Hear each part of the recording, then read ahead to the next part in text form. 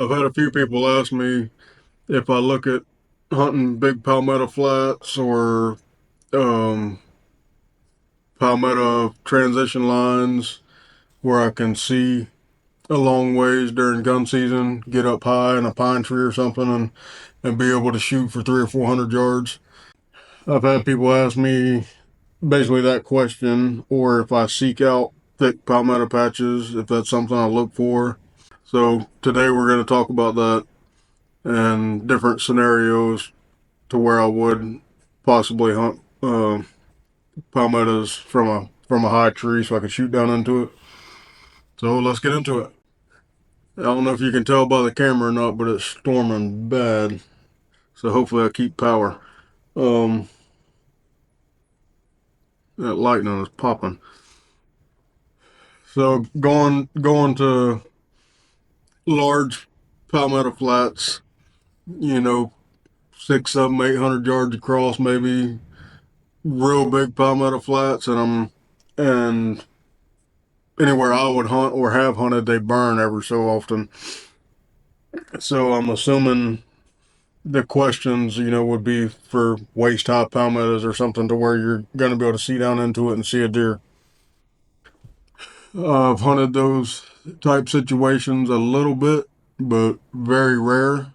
You'll see, you can search it on YouTube, just Florida public land gun hunting or anything, and you'll see a lot of guys, probably half the guys are set up that way on some quota hunt or something where they're looking down into a palmetto patch where they can cover a lot more ground, but covering a lot of ground is not doing any good if a big buck doesn't use that ground you're covering. So when I would hunt palmetto patches, it would have to be a certain spot. I've done it. I've done it a few times, um, and it's not something I avoid. If I hang cameras in the area, if I scout the area, the main place the bucks are using in the daylight is not that palmetto flat. They may cut across it. Um, Pre-rut type situations, you'll see a big buck cut across it occasionally. Um, Majority of the time, they're cutting across fingers or points of the palmetto, the flat. So instead of going right straight across the middle of it, if they're going pond to pond or hammock to hammock, whatever they're doing, checking does, um, they'll kind of instead of going down half a mile or whatever and coming back up, they'll cut straight across. So finding those places, I would say could be good. And there's exceptions to every rule. I mean, I'm sure there's guys that like to hunt big palmetto flats and and shoot a buck a season or every so often, a decent buck. And you'll see a lot of younger bucks on the palmetto flats. And then like YouTube videos and stuff, that's what you see guys shooting mainly are the 2.5-year-olds. Um, but a big buck or an old buck, I don't think they really feel safe enough out there. It's not enough cover for them. They're not stupid. They know the threat's going to come from 30 feet up in a pine tree.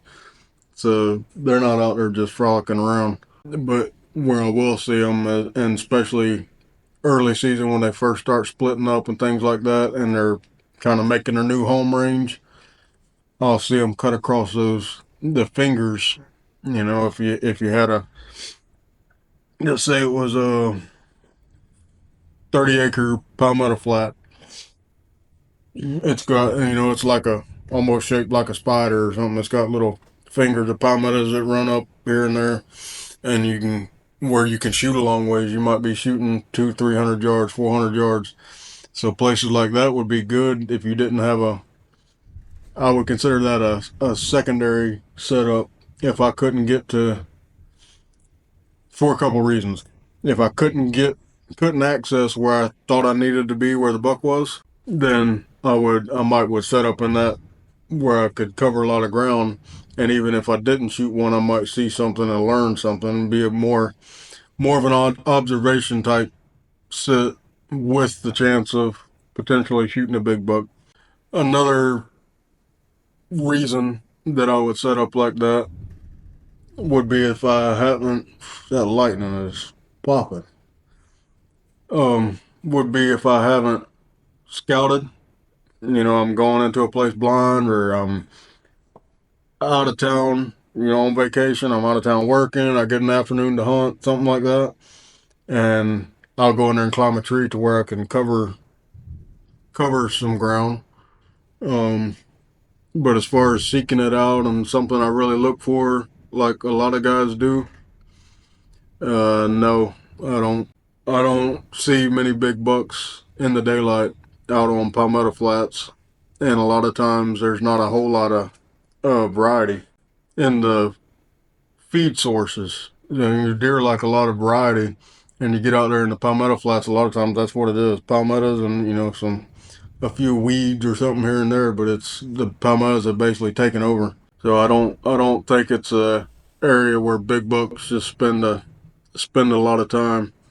The the transition lines from say oaks or cypress ponds into the timber pines with the palmettos.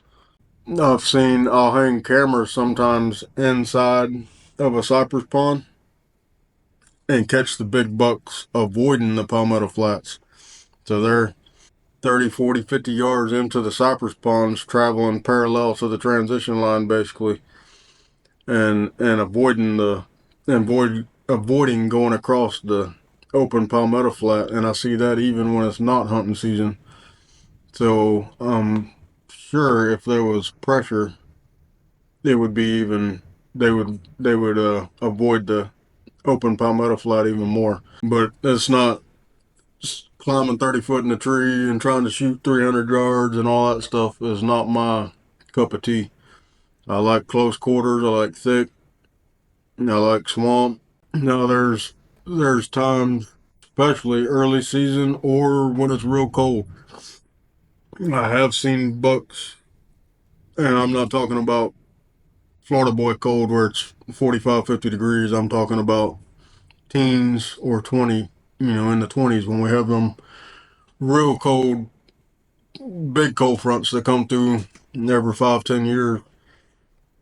Times like that, the deer get cold, and I've seen one of the better bucks my dad killed uh, in his life. We were together, but he was laying out on a basically wide open palmetto flat in the sun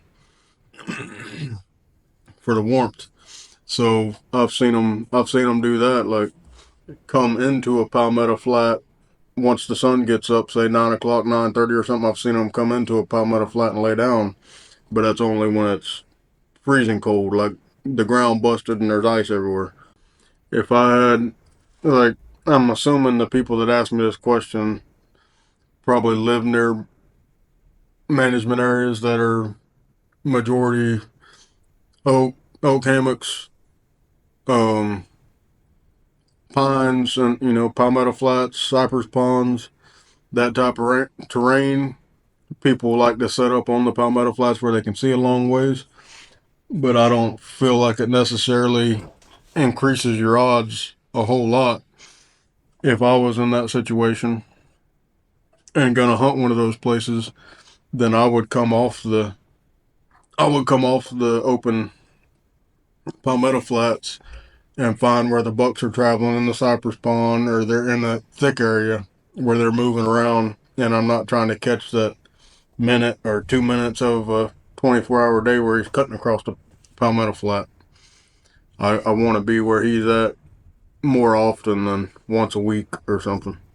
But if you're seeing the sign there, there's a sign everywhere. Throw a camera on it, see if it's daylight.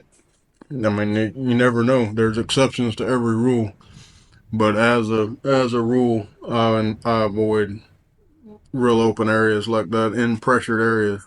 No, I mean deer. If you go study deer in their natural state, whatever you want to call it,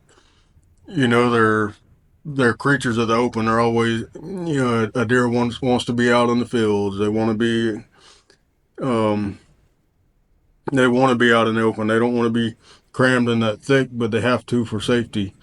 That's one thing that kind of sets Florida apart from other states, from a lot of states, is we don't have the open crop fields, or we don't have.